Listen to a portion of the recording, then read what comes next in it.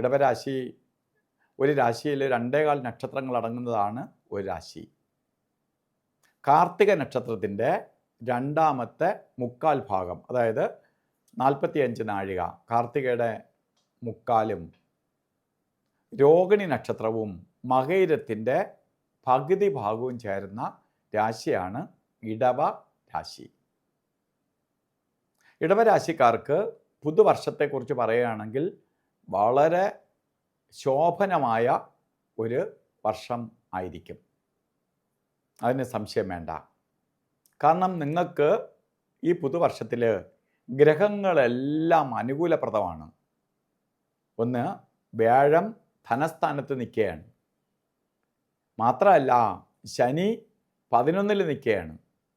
കണ്ടകശനിയോ ഒന്നുമില്ല. കഴിഞ്ഞ പീരീഡിൽ കണ്ടകശനി ഉണ്ടായിരുന്നു.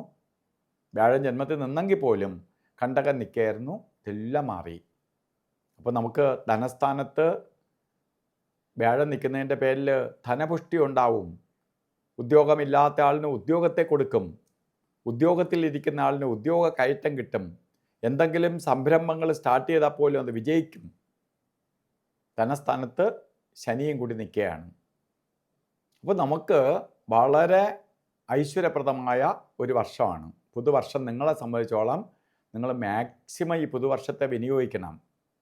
നമുക്ക് കൊള്ളാം എന്ന് പറഞ്ഞിട്ട് വെറുതെ ഇരിക്കുക. നമ്മൾ എന്തിനിത് അറിയണു എന്ന് ചോദിച്ചാൽ, നമ്മൾ ഇപ്പോൾ ജീവിതയാത്രയാണ്, എല്ലാവരും യാത്ര ചെയ്തേ പറ്റുള്ളൂ. നമ്മൾ ജീവിതത്തിൽ ഇങ്ങനെ പൊയ്ക്കൊണ്ടിരിക്കുകയാണ്.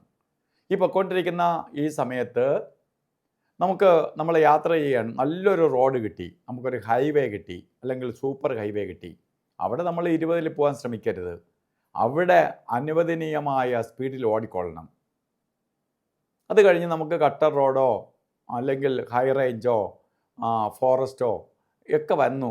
ആ സമയത്ത് നമ്മൾ എന്ത് ചെയ്യണം? നമ്മൾ വളരെ ശ്രദ്ധിച്ച് ബ്രേക്ക് ചവിട്ടി പതുക്കെ പോകാൻ നോക്കണം. ഇതുപോലെ നല്ല സമയവും ചീത്ത സമയവും നമുക്ക് വന്നുകൊണ്ടേയിരിക്കും. അപ്പോൾ ആ സമയത്തെ വേണ്ട രീതിയിൽ വിനിയോഗിക്കുന്നവനാണ് മിടുക്കൻ. അപ്പോൾ നമുക്ക് ഈ സമയത്തെ മാക്സിമം നിങ്ങൾ യൂസ് ചെയ്യണം. കാരണം നിങ്ങൾക്ക് അനുകൂലപ്രദമായ സമയമാണ്.